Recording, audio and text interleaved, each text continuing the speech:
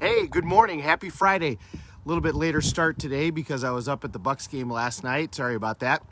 So, I've been a Milwaukee Bucks season ticket holder for 26 years. And when I first got them, it was because I'd seen the Bulls in their heyday. And it was so exciting. And my dad and I love sporting events. I said, let's go get Bucks season tickets. And I thought, someday they'll be good. I mean, it'll happen and they'll be good. And it did. They had Ray Allen and Sam Cassell and Glenn Robinson, and they made it to the Eastern Conference Finals and lost to Indiana, who had Reggie Miller playing at the time, who was just a unbelievable player. God, he was so good. He would always come in and kick our ass, and it still was great to watch because he was just unbelievable.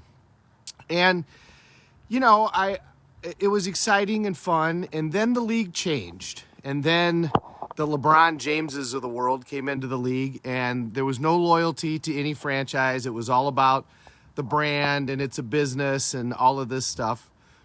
And I'll be honest, we almost got rid of the tickets. I looked at it and said, this franchise is never going to have a chance of being successful because the players now decide where they want to play, and nobody wants to play in Milwaukee. They all want to play in Los Angeles or New York or Chicago or Miami.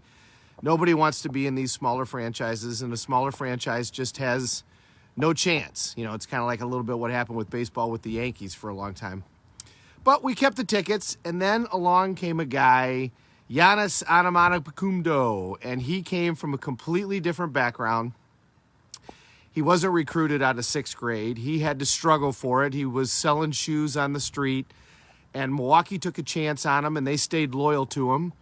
And then he became the MVP of the league. He became the best player in the league. And he said, when he drafted, he did the same thing Michael Jordan did. Remember, Michael Jordan had to struggle. He got cut from his high school basketball team. And he was not the first draft pick or the second draft pick. He was third. And he came into Chicago, and at that time, the minor league hockey team playing in the Chicago Stadium was getting a bigger draw than the Chicago Bulls. And Michael Jordan said in his first press conference, I'm going to turn this into a franchise powerhouse like the Celtics, like the Lakers. There we go. Sorry, I lost connection. Giannis, when he first got drafted, he walked into the stadium and looked up at the various jerseys that have been retired, and he said, mine's going to be up there someday. So he becomes the MVP of the league, and everybody says he's going to sign with the Lakers, he's going to sign with Golden State, he's going to sign with somebody else.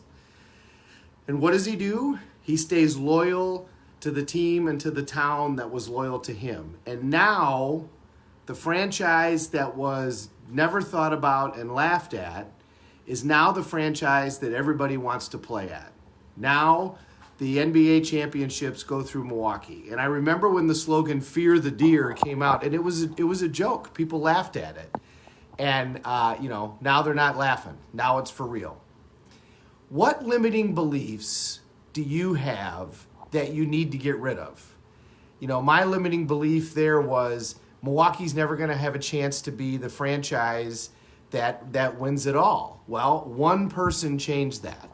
One person came along and decided to be the best player in the league, which, by the way, wasn't necessarily because he was the most talented. It's because he's the most hungry. And when you watch him play, there is no doubt that he's the most hungry player on the floor, and that's why he's the MVP, and that's how he took him to a world championship. I had a limiting belief for years that I couldn't create the financial results that I wanted, the economic outcomes that I wanted for my family living in a small town like Freeport, Illinois. Now, you think about that now with the internet and everything, and you go, well, come on, that was a dumb belief. But before the internet was a way to make money, and it was just a way to book your airline tickets and a hotel reservation and email, that's when I had to get rid of that limiting belief. And I went to Date with Destiny, and I did. And I was able to start creating the financial outcomes that I was committed to creating for my family, even though I was living in a smaller market and not in a bigger market. I figured out how to do it. So what limiting beliefs do you have that you need to get rid of? And the story about Giannis in Milwaukee, to me, shows you two things. Number one, it shows you that whatever limiting beliefs you have, you can get rid of them, and they're not, even though they're a belief, that doesn't make them true. Secondly, one person can make all the difference. I mean, one guy changed that. One guy came there, and he came there just like Michael Jordan did with the intent of, I'm going to figure this out. And by the way, notice it's the guys that had to struggle that were able to do that. The guys that never had to struggle, the guys that were the best from the beginning, it's different. They don't have the muscle. They don't have the drive. They don't have the loyalty that the other people do. They just don't. It's not the same. But the guys that had to claw and scrape and work their way there, they appreciate it. They appreciate the ride. They appreciate the journey. They appreciate where they're at. And they appreciate those that help them along the way. So limiting beliefs are just that. They're a belief. That doesn't mean that they're true. It's a feeling of certainty about a particular topic, but that doesn't mean that it's right. And it can be eliminated. That belief can be eliminated so that you can move past it and get to the success that you want. 2, one person can make all the difference in the world. One person can change everything. Mothers Against Drunk Driving is an incredible example of that. But one guy took this franchise that believed in him and took them from a nothing to an everything.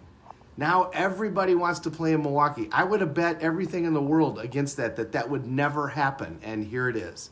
I go up there last night and watch them play Golden State, and you can tell, first of all, they ran them out of the gym, but you can also tell how many players are on that team just because they want to be on that team. They want to play for Giannis, even though he's in a town that not necessarily where they wanted to be, and now it's become a cool place to be. So get rid of the limiting beliefs, and one person can make all the difference in the world. If you don't think that you can make a difference, you couldn't be more wrong about anything. You absolutely can. You can make a difference in your life. You can make a difference in the lives of your family members, your kids. You can make a difference in the world if that's what you decide to do. But it all starts with a decision, to make a decision that you're going to, in fact, accomplish this particular result. Have a great Friday, everybody. Sorry that I'm late. We're all in this together. Let's take care of each other. Thanks for watching.